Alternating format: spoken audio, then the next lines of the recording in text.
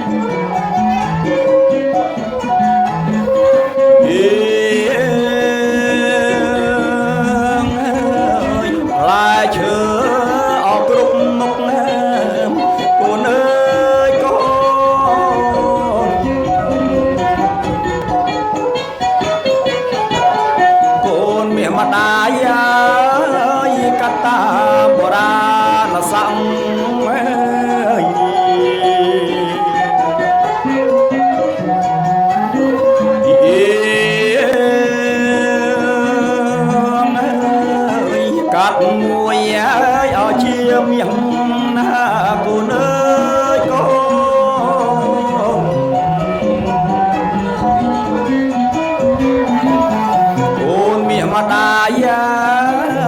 កាត់មួយឲ្យជាប្រាក់